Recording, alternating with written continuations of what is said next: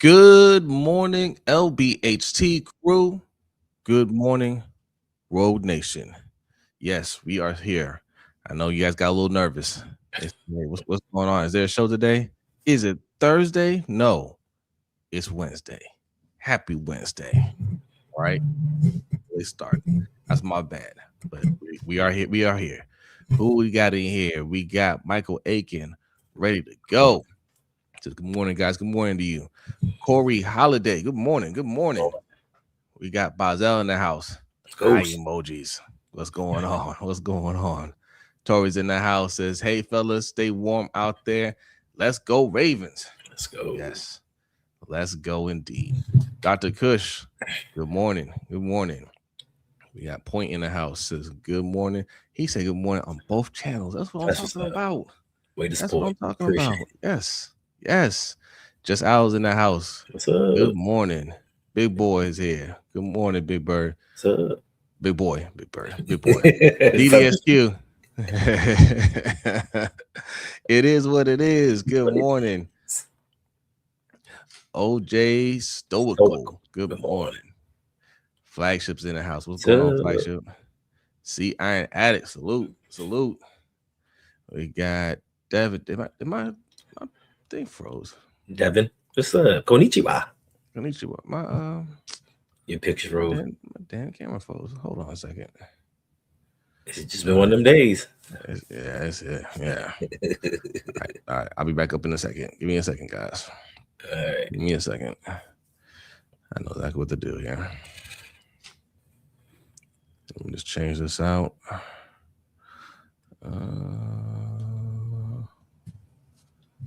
There we go. We're back. We're back. Konnichiwa, Devin. And Unkind Ravens fan, good morning. Luke K, good morning. Good. And Rob, good morning. Boy Wonder, good morning. Good morning. Imani is here. What's going on, Imani? Saying good morning on both channels. Y'all, Imani be on it. About, man. They on it. They on it. JR, good morning. Slim's in the house. Good morning, Slim. Ty Riggs. Salute. Zeke Hokage. Salute. Yes.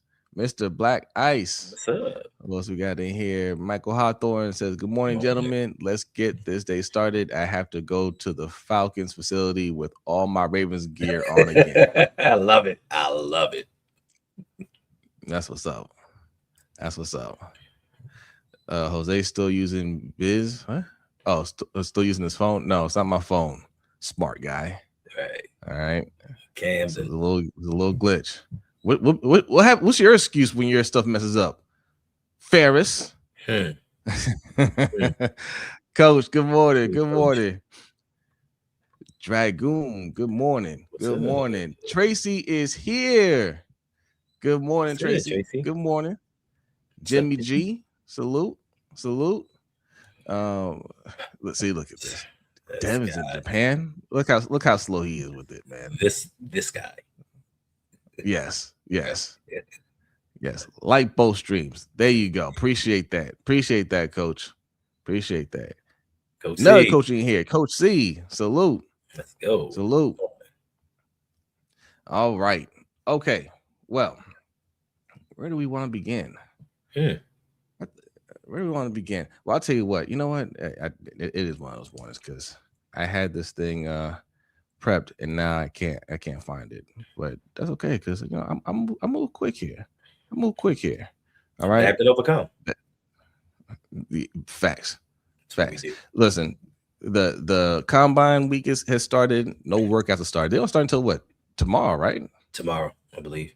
Tomorrow, but they're doing interviews, and with interviews, sometimes you get a couple of nuggets. All right, so here's what we know so far about the Ravens. See how fast I put that together? Boom. Wow. Everything we learned from today's presser, meaning yesterday's presser. Right. Marlon Humphrey is probably staying in Baltimore. Hey, that people want to see him go. I think he's not washed. I feel like, what happened last year. I mean, everybody played bad. There's still something left in the tank. Got to rework his deal, though. All right. Linderbaum was offered a quote unquote market setting contract. Okay. This we got Ravens fans in arms. You know, the highest paid center is making what, 18 mil a year? What did he get offered? 18.2. Well, the rumor is the rumor. He was offered 22. That's the rumor. 22. Yeah. Hey. Okay. Well, okay. I'll say this. If he was offered 22, he wasn't disrespected. But right, he might make more than that. Like, there's an agent that we used to we might still follow him. I forget his name. Joel something. He always talked about you know, you're a free agent, or like if you're about to hit free agency, you'd be a fool to re-sign with the team. You always hit free agency and see what what you can get. You can go back to the team, but don't rob yourself of opportunity to make more money. Right. So the rumor's 22. Yeah, I don't think he's disrespected if he's offered 20. Yeah. That's what I'm saying. If he's offered 20, or 22, he wasn't disrespected. If he was offered 18.20, right? You're playing in my face, right? Yeah, rumor from whom? That's the thing. Yeah, the Twitterverse it comes and it goes. Yeah, I don't trust it. Yeah, but there's one thing that we didn't consider in all of this. A lot of people think that, or most of us think that it may be about money. It could be about who he's playing next to, like for the longevity of his career. We never thought about that. You know what I'm saying? He could be sitting back wondering what the Ravens may be able to do in free agency with promises or guarantees they're going to give him about actually upgrading the guard position. Because as we're looking at him now, a lot of people are so down on him about last season just from the aesthetics of everything. Like I said yesterday, the man gave up 2 sacks in 17 games, playing next to the 2 worst guards in the league. And he just might want more assurance that they're going to bolster this offensive line. It may not even just be about the money. Yeah, no, I mean, absolutely. How are you gonna make me look out there? But listen, he's in a position where he's gonna have to sign first. That's the priority. They're gonna try to get him signed. And I mean, listen, they've already said, like, I mean, they're not gonna flat out say, listen, man, our guards suck. We gotta make things happen there. But they've said it in every other way, right? Like, we have to augment the guard position. That means we suck there. Right. Okay, we're gonna do our best to get better there.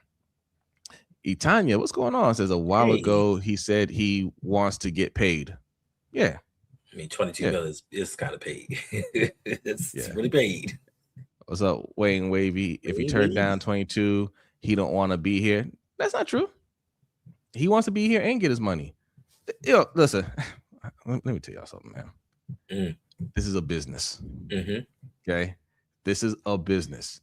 You may really like your job and you want to stay there, but you better be making your money. If another job comes and offers you a lot more money, you can say it's not all about the money, but that job better be compensating you properly.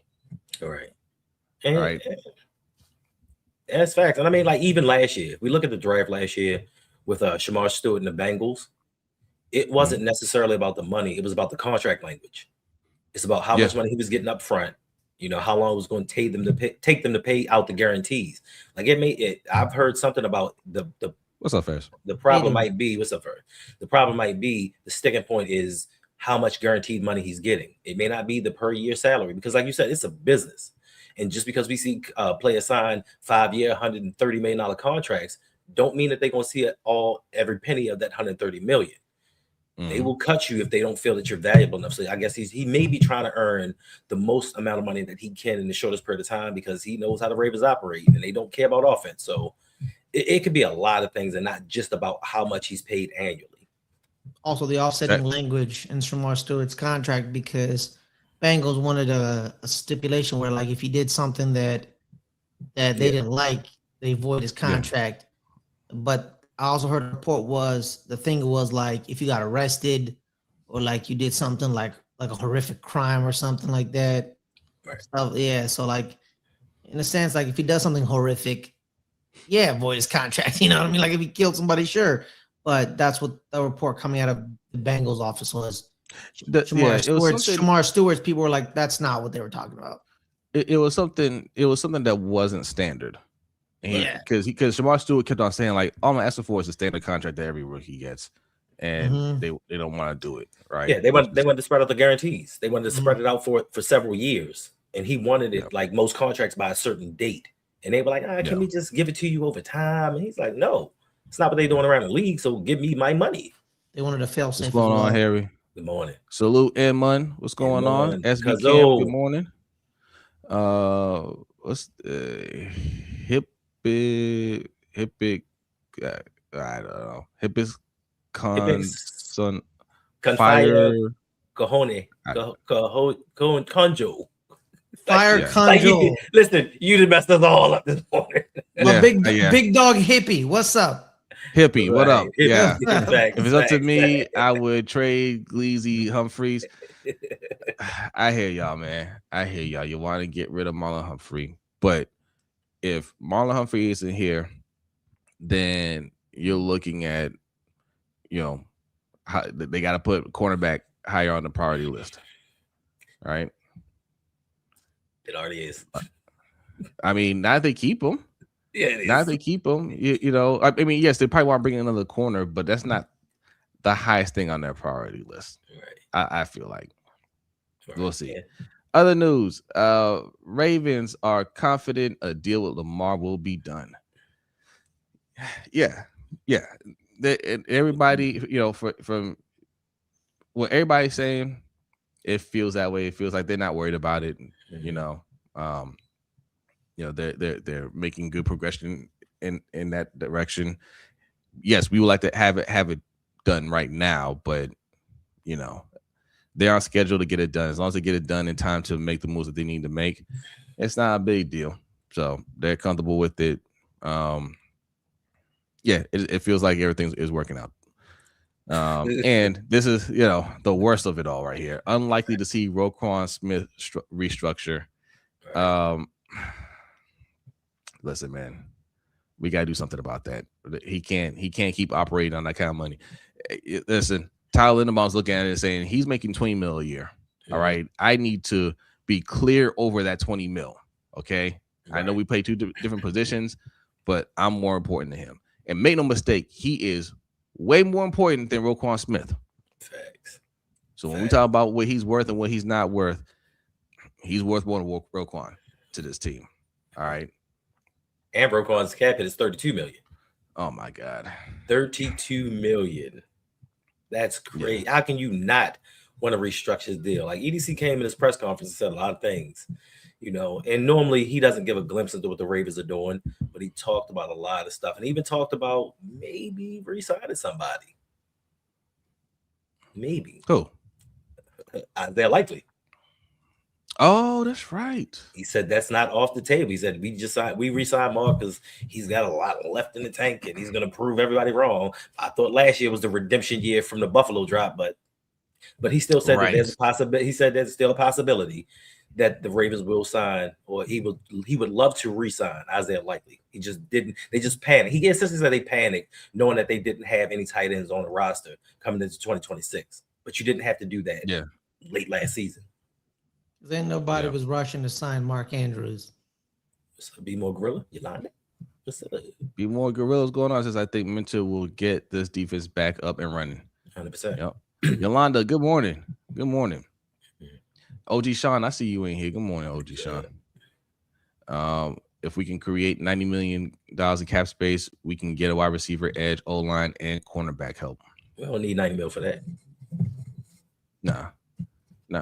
They've got to work the contracts properly. Mm-hmm. But yeah, we can get everything that we need. Cornerback, we don't need to get cornerback. We got Nate Wiggins. We're keeping Marlon Humphrey. We got TJ Tampa. We got two corners that we drafted last year. Longer Beam and Kone. Yeah. Right. Won't be ready for the beginning of the season. No, that's true. We got the undrafted free agent. Do they bring back Cheeto? I don't know. Yeah. Mm-hmm. So I mean, we got cornerbacks. Like, do we want to add a little more to it? Yeah, but that's not. I don't put that high on the priority list. I don't. I mean, We'll see. we don't put it high on the priority list, but ever since 2015, bro, they overcompensate for that cornerback position every year. I mean, we draft corners, we go to free agency and get corners every single season. Yeah. So they put oh my God, but your corners hey, are if they want to hold on to the 5th round picks, that's where you go and get them. What'd you say, Ferris? Dude, your corners suck. I mean, last season they did. It may more have been with what the defensive coordinator was putting out there, but they don't. Nate Wiggins doesn't suck. Here's the thing. If your new head coach had a defense with cornerbacks and Dante Jackson, Cam Hart, and Tahib Still, they're a pretty damn good defense, with the 2 linebackers in the middle being DeLeon Henley and Denzel Perryman. I think, Nate Wiggins, Marlon Humphrey, and probably like a veteran corner, because I don't know if you're going to keep Awuzie.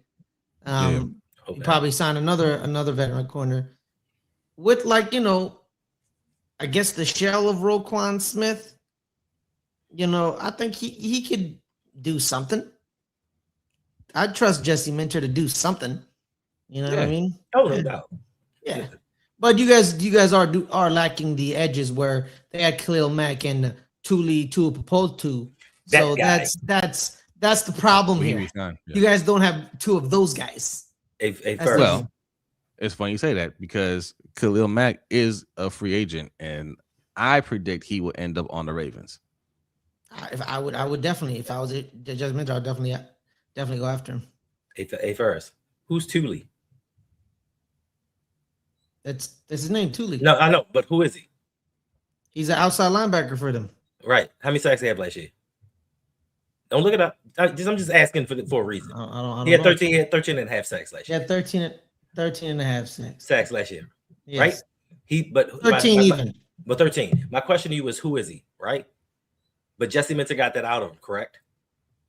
I liked him when he was coming out of USC. I'm just saying. We drafted him in the 2nd round. It's not like he's a bum. Yes, he got that out of him. Jesse Minter got it out of him. We like a lot of players. Okay, we like a lot of players. We all liked Oweh until we didn't, right? We did, and we wanted him out of here. And Jesse Minter got him. How many sacks did he end up with? 8, 7 and a half. 7.5. And in the first play of the game, he had 3 in that one game. So my point being that we have guys that have talent, and Jesse Minter is going to get the best out of these guys. He took a dude over in Los Angeles. I think he was either undrafted or he was like a 5th or 6th round pick or whatever. Made that dude relevant in the NFL. He knows what he's doing defensively.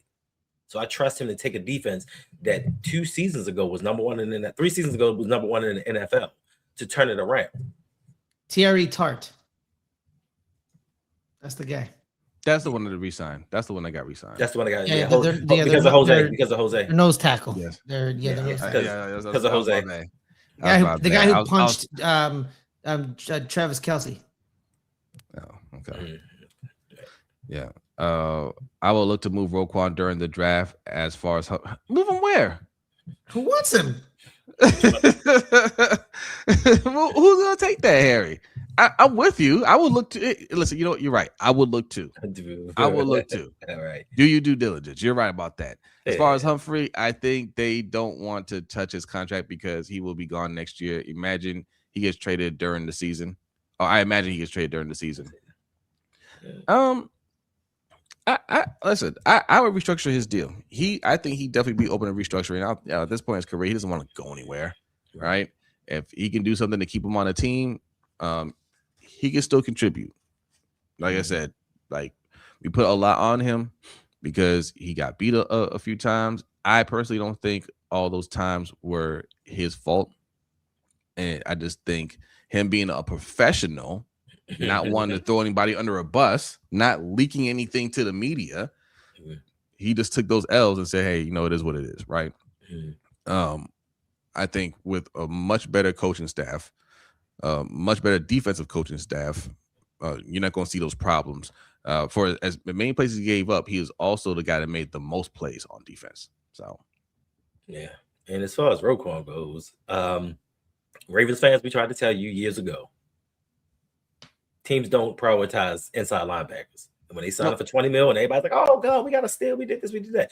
No other team in the league is going to prioritize paying an aging $20 million per year inside linebacker with a $32 million cap hit. That'll be really hard to trade.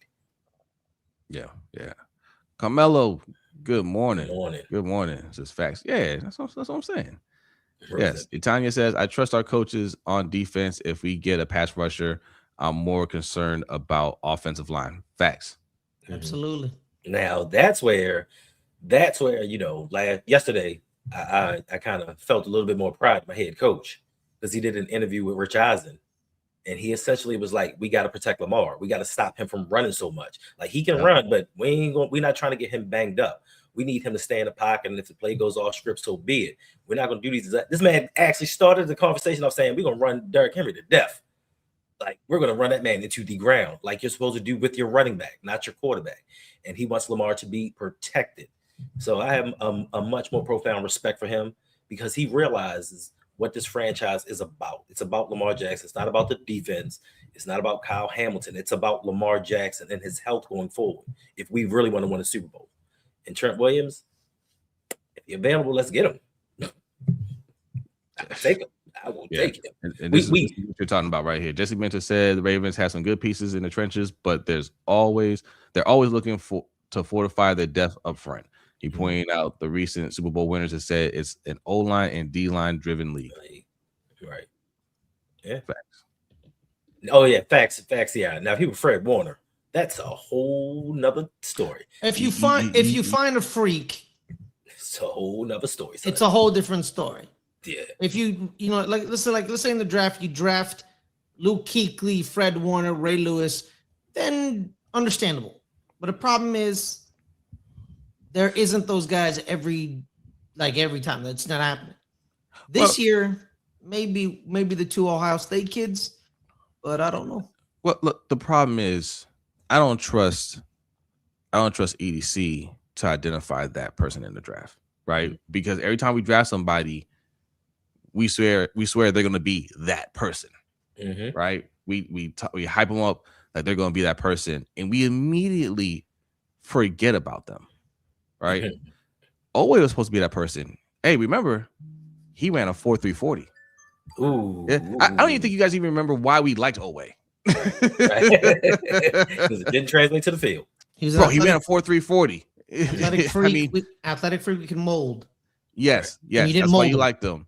You know, Malachi Starks was supposed to unlock Kyle Hamilton last year, right? Supposed to be a no-fly zone last year. You know, Mike Green, a top 10 talent that landed in our lap in the second round. That's the edge rusher that you were looking for. Right, he's still here, but I still believe in Mike Green. Yeah, but he didn't do enough in that first year for y'all to be like, no, we're good there. Y'all gotta do more than that. They hated Mike Green. Don't do that on offense, huh? They hated Mike Green. Man. They hated Mike Green, bro. Like, they came after the kid.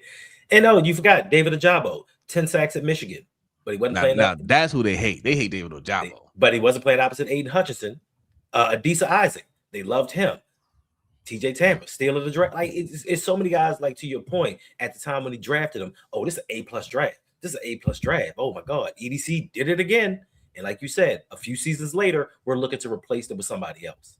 Make that make sense. If your general manager is getting A and A+ drafts each and every year, why do we go into each and every season looking for the exact same positions? Yeah. Also, it's not even David Ojabo with Aiden Hutchinson. He was also playing with Chris Jenkins. He was playing with a sophomore Mason Graham, and he was also playing with the kid that got drafted from in Miami last year when he was a freshman. So it wasn't, it's not like people were like, he had a bunch of one-on-ones every year, and 9 times out of 10, the right tackle you're against in college, man, he's a future car salesman. So it's possible. Yeah. It's possible Ojabo could be better than what he showed.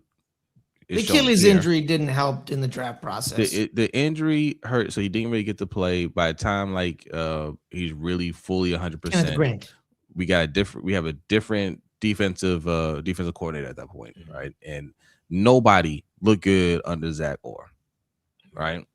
Like nobody. So, but all these things. This is exactly why we're saying like you can't just put that much focus on defense. We spent a lot of money on defense already. We've drafted a lot already on defense, and we don't know what we have, right? But we have a defensive head coach, a really good defensive coordinator. They're on the same page. They know which players they need to unlock. They know who to bring in. That's where you go right player, right price. We don't need to overspend on a position. You know who to identify that can come in there and contribute to the defense to make it look the way you want to. Offense is where you got to really put in the work because that has been neglected for way too long. Right. And like I said, like Coach Minter was saying the right things. Offensive and defensive line, build the trenches, and I think they're going to make that happen. I hope and it so. starts with Linderbaum. Now I know it said in that tweet that the Linderbaum deal, he was offered market setting contract or whatever. How they do over in they do in these negotiations. It's always they're going to leak something now. Oh, like we didn't disrespect them. We put money out there, and then there'll be another report saying, yeah, they didn't offer him anything, and like that's just how it goes, right? But this other tweet says they feel good about it. They say they said this is from Jordan Schultz, the Ravens, and this is from yesterday. Ravens remain hopeful they can get a deal done with Tyler Linderbaum before he reaches the open market, just like they did last year with left tackle Ronnie Stanley, per sources. Linderbaum is generating a ton of buzz from teams I've spoken to. That cut off there. If he reaches the market, the expectation is he could land a deal north of $22 million per year. There you go.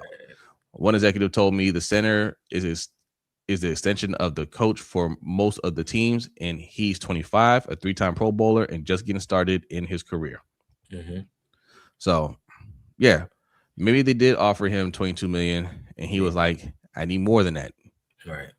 A lot of times, nowadays, people. That's why they talk about the intellectual part of QBs is decreasing. Is now a lot of times protections and point outs are through center. Now, it more often now than back then. Back then there was, but back then the quarterback said, "Who's the hot? Where are we going? We're shifting protections." But now it's really shifted to the center, directing the offensive line. So centers are like, "I'm doing more work now." Yeah. This ain't 2005. You know what I mean? Where we got Omaha in the back or Brady or whoever changing it. It's like, I'm doing it. Now it's my job to set protections. I want more money because I got more responsibility. Yeah, and it's weird to me, but Eric DeCosta, because he started the press conference off talking about, me and Lamar like to keep things on the wrap and negotiate behind closed doors and not give out any details. But then you say you gave Linderbaum a record-setting deal. Like, come on, bro. Like, you're doing that to save face because you know that you blew it. You knew that the first chance he came up for an extension, you should have just extended him. We wouldn't be in this situation if you took certain players on offense instead of waiting and giving him the money before. We wouldn't be in this situation. You wouldn't be paying him north of $20 million. He would have a regular market deal, but you want to wait on certain people to see what they do. We about to run the same thing with Zay Flowers. You ain't gonna be able to hit that 5th-year option or franchise tag him because it's going to be too much money. So just like next offseason, we need to get certain things done now. Don't try to throw out a preemptive strike we offered him a lot of money. No, bro, you effed up. Plain and simple. There's no reason. Like, that's the contract you need to work on instead of Mark Andrews, right? Zay Flowers is the contract you need to work on instead of Rashad Bateman's. Like, there's no reason these deals couldn't be done already. If they really want to put in some work and get it done sooner, those are the contracts that you work on. Right.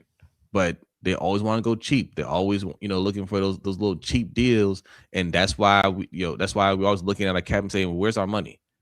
We keep spending it on those little cheap deals. Also, too, what's going on? Oh, no, go ahead. I was about to say something. Come on, man. Flagship says, Jose, thoughts on maybe signing Martin Emerson or Greg Newsome as vet depths? Yeah. Yeah. I feel like this. I think they feel strong about they feel strong about Emory Jones, right? I heard EDC Isn't Greg talk about Newsome that. a corner? They're both corners. They're both corners from Cleveland. I'm sorry. Well, one got sorry. traded. Yeah. One got traded, I believe, but they're both corners from Cleveland. Okay. Man, Cleveland about to get poached. Like why Teller's he already said bye. Yeah, the center Ethan Pochich is gone. He's gone. Joe Antonio. But yes, but a veteran cornerback. One of the guards the Giants are looking at. Yeah, they're going to bring in a cornerback for depth, and this is where I gotta look at the Chargers list again. If there's any corners that are free agents, I would expect one that that's not going to cost too much to come over here. I got you, fam. I think they're all young. They're all younger players. So yeah, but Tariq still, by the way, went to the University of Maryland. Well, we don't like those guys. Okay, sorry. Yeah, and thank you, Fletcher. Yeah, they're both corners to replace. Marlon's not going anywhere. If you want to believe the report out there that Marlon's not going anywhere. Cheeto may not go anywhere either. It depends on what kind of deal he's looking for. They might just bring him back. Please do. So the two corners out of the Chargers, unfortunately, are none of their starters. It's Benjamin St. Juste and St. Juste. DeAndre Leonard. Those are the two guys that are. I don't want no trash. I don't want no trash from DC. So that's it. So here are the main like we're talking about the Chargers. Right here are the main Chargers free agents. Odafe Owe. Funny enough, could there be a reunion in the future? Khalil Mack, the guy we just said, Zion Johnson, one of their guards. Yep. Trevor Penny, the guy they traded for. Nope. Keenan Allen, it's right up the Ravens alley, old wide receiver. So hush him out. You know what I mean? They got Trey Pipkins, their backup right tackle. Tony Jefferson. Nope, we don't need a reunion with that either. Okay, Deshaun Hand, and then Denzel Perryman is also a free agent. And then Jamari Sailor, their backup guard. Give us Owe, give us Mag, give us Johnson. Call it day. Yeah. Imani says EDC calling Carson Cordell. Like, how do you know your own player's name? How do you not know your player's name? He called him Cordell Vincent. Cordell Vincent. I'll say it. So sometimes you just you get old, things slip your mind. Yeah. I think Marlon will make a deal with the Ravens because no one else wants him. The Giants. And also, I think he's just at a point of his career. Sometimes you get players that just don't want corners. Sometimes like that's how Jimmy Smith was at the end of his career. He's like, I don't want to. My kids are growing up here. I'm not trying to switch up now. I'm only gonna play a couple more years and call it a career. Just make me a fair deal and I'll do that. He like Jesse Minott. He said his 9-year-old daughter is going to her 4th school. Like a lot of them don't want to do that. They're settled and they're just like, I want one spot. I'm good here. It may not be the most money, but I made enough money throughout my career that I'm okay. I don't have to play for the most amount of money. Plus, I love this team. And the locker room plays a pivotal role in where players want to go and where they want to stay at. So he may want to stay, but not at 26 million. And if you're married and your wife likes the area, she likes the camaraderie. She just built there. If you're not getting like a raise, like an absorbent amount, like a raise from another team, you're probably not going to leave. Sean McDermott literally told everyone, teams called me. They wanted me to be their head coach. And I believe that. But he's like, but my daughter is 2 years away from graduating high school. Mm-hmm. It's like I think he said her senior year is coming up. And I can't move again. Right. I'm going to let her finish out her high school in Buffalo. Then we'll talk to the people next year, which makes sense. Yeah, and he's got it in well with the organization. He strikes me as somebody that when his career is done, he could actually end up working for the Ravens. Mm-hmm. Right? Oh, Bashotti loves him. That's what I'm saying. Like that, it wouldn't surprise me. Just like CoCap, it wouldn't surprise me if he comes back to be a coach or even like front office or something like that. Like I can see him just hanging around because he's like, hey, I'm gonna play here, and then once I'm done, I'll go right into coaching or front office or whatever. You know. Wait, who are we talking about again? Oh, Lord. Okay, got you. Sorry. Sorry. All right. Listen. There's 200 people watching. Hit that like button. If you're new in here, go ahead and hit that subscribe button. We'll go a little bit longer. Then I gotta get up out of here. I know we started late, so we're gonna go a little bit longer. But this is the main topic. This is what I put in the title. Okay, this news that's got fans heated. Okay, this news from the NFL. In week 14, Ravens Steelers game, Aaron Rodgers threw a pass that was batted back to him, and Ravens linebacker Teddy Buchanan wrestled it away. Replay ruled it a Rodgers catch. The NFL now, as of 24th of February 2026, says the call on the field of interception should have stood. Mm-hmm. Okay. Listen, that makes 3 calls now that they have admitted. And they also said something about Likely's catch. About the touchdown. Was a touchdown. And then of course they admitted right after the game that the penalty they called on was it Travis Jones on the kick. I think I forgot what it was, a block kick. They shouldn't have called that penalty. So 3 major calls that could have changed the outcome of that game. They got wrong. Right. And look, it is what it is. I mean, all these things contributed to a change of regime here. But damn, I'm gonna find that quote from Kyle Van Noy. Kyle Van Noy went off about that, and Kyle Van Noy is a pretty chill person, right? And he was just like, "Bro, 3 bad calls, right? 3, like, all right, man, we get things wrong, but 3." Like that's tough to swallow. Mm-hmm. That's tough to swallow right there. No, go ahead. And the Ravens fans are upset about it, but they're more upset about why are you reviewing it now? Why are you talking about it right now? Like you just rubbing salt in the wound. Like even if you felt that way, let it go. We are well past that. We know that we got cheated out of that game. So why are you talking about it now? And it's like the NFL is saying, we do what we want to do. We call the games how we want and advance the teams how we feel. But for us as Ravens fans, how do we feel about that? If we win that game, we're in the playoffs. Would you rather have made the playoffs? I mean, we could have possibly made a run and been up there against Mike McDonald, but we got a new regime. We have a new future. We have hope. Like Ravens fans are coming out in droves to watch this content because we have a new light at the end of the tunnel. So would you have rather have won that game and been in a situation where John may be here this upcoming season? Or would you rather what happened and we're going forward with something that's going to be foundational for this organization? Yep. This is the tweet from Kyle Van Noy. Have we ever seen the NFL come out months after a game been played, a couple weeks after the entire NFL season finished, and admitted that they didn't get one huge critical call in the biggest NFL rivalry game, but they got 2 crucial calls in the same game wrong? So the total was 3 horrible calls in one game. That's insane. 1, interception on Rodgers. 2, likely touchdown. And 3, Travis Jones 15-yarder on the field goal. They came out with this on Tuesday after the game, said they got it wrong. Wow. Accountability, kind of, sort of, not really, but something kind of. We need some sort of action now because this cannot happen at the highest level. I understand 1, but 3? Yep. Hey man, you know what? When it's that Monday night game. Thanks, Harry. Y'all remember that Monday night game? The Fail Mary? Fail Mary. Yeah.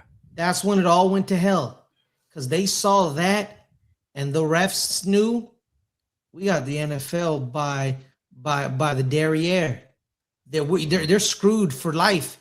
Because what they just said. Remember the following week when they came back and how everyone was like, the refs are back. Gene Steratore is back. Ed Hockley's back. They knew they've escaped accountability for the rest of their lives.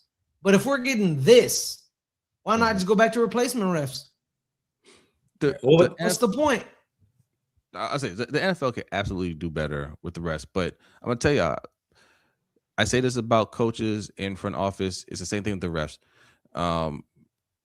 Most of them aren't professional level. The only people that have to be at a professional level are the players themselves. Everybody else, you get you get a mixed bag. Sometimes you get somebody that's good, sometimes you don't. But it's not a criteria for their position. Thanks. Hey, Coach Mentor, this is my son John. He just graduated high school. Think he can get a job here? Sure, it's a family atmosphere, but a lot of other professions, they don't do that. But for me, I think it's still a question of them hiring full-time refs. And these refs are going to continue doing what they're doing until you hire year-round referees. You are a multi-billion-dollar business. And you're telling me you can't pay referees full-time? You can't have them study the game, and you think that you're fooling us by bringing out technology. Like technology and the automated fourth down and automated first down lines. Like you can't tell when a play is in a pile where the player's knee went down. You can tell where the ball's at, but you can't tell where his knee went down. So you can't use technology as an excuse. You need to start paying these guys full time to get this right, because us as fans, the organizations, we want this to be the top sport. We need the top professionals to manage this sport and get it right. That's 3 calls in one game. And if we'd have had better coaching, that could have cost us a Super Bowl. So yeah, it's egregious, and they need to make some kind of changes. Well, here's the thing, Just Allo said the refs got the calls right in the Steelers game, right? He said that, right? New York tells you to review it. Oh, go back and review this. You can go on the headset as the main ref, the head ref, and say, I disagree, my call stands. And then you can walk away. You have that power as the ref, say, I made the call standing, or the call is confirmed. That's why it's confirmed and stands. You don't gotta listen. Sometimes New York does overrule the call. Well, but guess what? The people in New York, they need to do a better job too, right? Like all of them. They're also not doing a good job. Hey, we got a super chat from Grumpy Ravens Kings fan. What's going on? Hey, good morning. Says, fun fact, Hendo hates running backs playing special teams. Talking about Rasheen Ali. False. Is the trigger word. False. I love Keith Mitchell on special teams. Terrell Davis was on special teams and he became a Hall of Famer. Facts. Allegedly. That man almost quit. Shannon Sharp too. Yeah. But he wasn't running back, but yeah. No. Yeah. The owner needs a whole press conference to put pressure on him. Listen, no, this is by design, because what you're seeing owners right don't want now, to pay full-time refs. What you're seeing right now is the greed of the NFL. They're making billions of dollars. They could easily fix this problem. Yep. They could easily fix the problem. They can pay the full-time refs. It costs them nothing. It's a drop in the bucket. They just don't want to. Right? Again, Steve Bisciotti was the one that's like, oh yeah, I told John just take the year off. I don't mind paying the $17 million. Right? Right. Like, they don't care about spending money, but they care about spending money on workers. Right? You're an employee. Oh no, you got to earn it. Hey, first, you're in the club. Who was the one that said can't have the inmates running the asylum? Carl McNair, the Houston Texans owner. Yeah. Funny enough about him, no one knew anything about Deshaun Watson's criminal escapades. But the day he told them, I no longer want to play with you, all of a sudden. Yeah. Just saying. I'm not saying Deshaun didn't do it. I'm just saying somebody helped him hide it. And come on, the owner, you tell, I no longer want to play with you. And Jay said he can help out. Jay said he can help out. Says, so I can dust off my Foot Locker uniform and probably do better. Hey, do it, man. Do it. Yeah, he had a migraine, Just Allo. They didn't make him. He decided to tough it out for the team. Well, he didn't. I mean, technically, he didn't tough it out. It was one play. Yeah, it was a goal line play, and they faked it to him, and John Elway got the touchdown, and he got his medicine, and everything cleared up. He did tough it out. Let me not. For one, the migraine. Have you ever had migraine? Yeah, I had talking about again first. Yeah. Who are we talking about? I don't know. 5 minutes into the conversation. Who? All right, we're gonna finish up here soon, but I asked this question yesterday. Do you remember when I asked this question? Well, somebody asked a question. Who do we like if not Tyler Linderbaum? Is there somebody that we like out there? And I said yes. But the question is, who do y'all like? You tell me. I mean, somebody might put some answers in there. I didn't see many answers. I see nobody. I didn't. Somebody. I saw nobody. But finally, we got an answer. Finally, somebody said, "Wait, I figured it out." Bucko Beasy says, "Give me McGovern at guard." Wait. Which McGovern? I thought you were talking about Connor McGovern. Connor McGovern's a center, right? He's a guard as well. Yeah, he played guard. So there's two Connor McGoverns. There's two Connor McGoverns. They both played guard. This Connor McGovern also played center for Buffalo. Well, you don't have the answer right either. Okay, give me McGovern at guard. Rutledge from Georgia Tech and compete with Emory. Bucko Beasy, I like that. I was thinking Connor McGovern. I was thinking Connor McGovern at center, right? If we don't get Tyler Linderbaum, Connor McGovern, I don't think is as good as Tyler Linderbaum, but he's solid.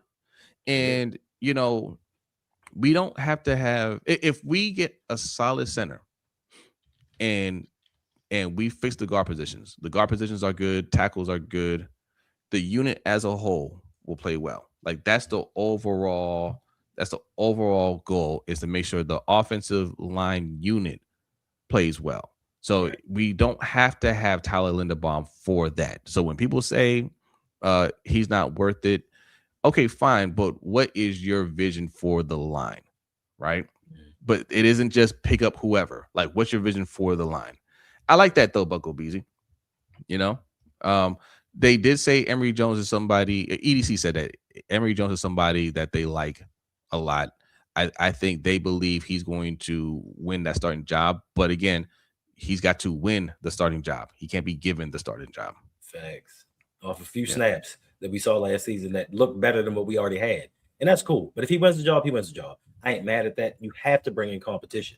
You can't let Voorhees for a third season go into the year being the starter just because you think he's going to do better. You have to bring that protection. If you move on for Tyler Linderbaum, like you said, you have to upgrade the guard positions even more, because now we have a continuity issue. We have an issue of maybe possibly alienating Lamar Jackson. What does Lamar want? Lamar's comfortable with Tyler. He may like him and want him back to be his son. We don't know a lot of the inner workings of what's going on. So if Lamar says, hey, if you want me to resign, if you want me to extend, part of that is bringing back Linderbaum. Then that's what you got to do at all costs. You got to keep your quarterback healthy, because when you want to keep your safety healthy, you went out and got another first-round safety. You went out and got two free agent safeties, then you're trading for another one, and you brought back one that was injured. So if you can do all of these things for your safety, you better give your quarterback what he needs to be successful. My bad, JR. JR did say McGovern and Cade Mays. Yes, you did. I don't agree with the Cade Mays one. Grumpy Ravens Kings fan, another super chat. Appreciate that. Says Hendo, I know you didn't call me a Seminoles fan. This Canes country. Okay, that's right. Don't disrespect the Canes. Hendo, he a little salty over there. He a little salty. I ain't salty, bro. Did y'all win a national championship? Let's see. There you go. There goes the salt. There goes the salt right there. Hey, man, listen. Y'all are finally back. I like that, and we need to get back. I loved it when I loved the 80s and 90s rivalry when both teams were fighting for a national championship. That's when college football is really good. All that SEC stuff, cool. But when the Canes and the Noles go at it, it's a great thing. And I hate it over the last decade or so, seeing both teams up and down and not having that rivalry. Me and my brother, we used to argue all the time over this, and we really have nothing to say because we both suck. You guys are wasting time. Yeah, there you go. Look, you guys are wasting time. Look at that racist thing you're doing right there. Go ahead and do the inevitable and sign Deion Sanders as your head coach. Okay, that's happening. Deion Sanders is going to be the next head coach of the Seminoles. All right, make it happen.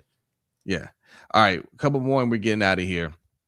Harry says, if we got two guards, I wouldn't mind a rookie center. How do y'all feel about that? I would mind.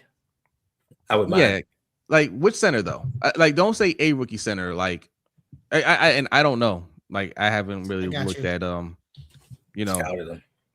there might be one that is really good in the draft. But that's risky though, right? That's risky because they got to get up to speed in the year where we're trying to win. Right. It may not be the worst thing in the world, though, Harry. Like, if we got two really good guards, and our tackles come back healthy and strong, if we got a good young center that needs a couple games to get up to speed, that's not the worst thing in the world. It's not, but you have to look at it through our general manager's eyes. We ain't picking them at 14. We ain't picking them we ain't picking them at 30. What is it, 35 or whatever it is? We ain't taking them in the second round. We may take them at 80. You know what I'm saying? Now, if we took that second, right. Yeah. But we not, because if we don't take that center first round, he may go guard, or he's probably gonna go defense. So second round, you have to go guard. Then maybe third or fourth round, you go with this center. Now we got a third, fourth round center starting his first NFL games. You know what I mean? And the schedule's not as hard as it was last season. So he may have time to get acclimated. For myself, being that we're in the Super Bowl window, we've tried the young guys. It's been the wrong ones, but we've tried the young guys and it hasn't worked for us. EDC has shown us throughout time he cannot pick offensive line talent. He's got a couple good solid hits, but he's shown me he's not good at picking offensive linemen. And I don't think past the second round, him bringing in the center, I wouldn't want it. But if we can find that dude, that's 4 more years of continuity.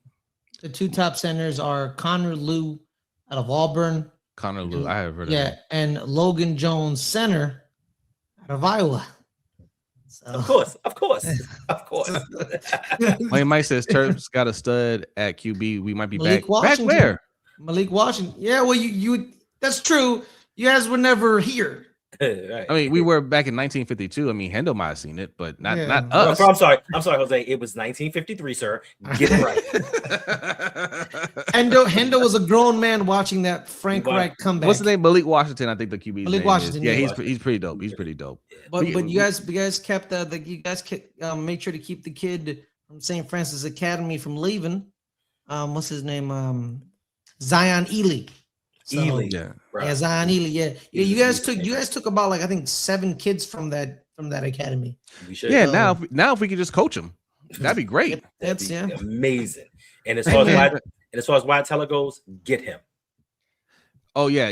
JR says, how you feel about Wyatt Teller? Get him. There's a lot of options for guards. Guards go on the open market a lot because people think they're replaceable, and you can just replace them in the draft, and you don't want to pay them top dollar and just be like, oh, we'll just replace them. And so you can get some good veterans on it. Kevin Zeitler was pretty good for you guys. And we let him go for $4 million. Yeah. So you guys can hey man, I keep bringing this up. Chicago Bears fixed their offensive line in one offseason. First, then you're talking about a general man. You're talking about Calvin Pace that cares about his quarterback. No, Ryan Poles. Oh, I'm sorry, Ryan Poles. Ryan Poles, who cares about his quarterback. EDC don't care about his quarterback. That's okay. That's a valid concern. Well, he does right now because he wanted him to do something. He's got him by the balls, right? But also thank you, Ty Riggs. Dwayne Lefford ain't just gonna sit there and be like, yeah, give me crap. Facts. This is a good point. Maybe the new O-line coach helps bring in the talent. Yeah. And he can have him scout the talent. Yeah. But I think this coaching staff, like I said yesterday, they're all on the same page, right? Mm-hmm. They're looking at these players and they're letting EDC know this is the guy that's going to work in our system. Trust us. And they're going to be much more complimentary to EDC than John Harbaugh was. You got a coach that my mom used to say you can't be wrong and strong, right? That's John Harbaugh. Well, you've never met me. You've never met her. You've never met Sir Bum Scoop. That's John Harbaugh. John Harbaugh, I'm telling you, I know this kid Falele. I've known him since he was 16 years old. Get him. Right? So he's trusting that. I think you could trust these guys a lot more. Yeah, so I'm looking at Dwayne Ledford right here, man.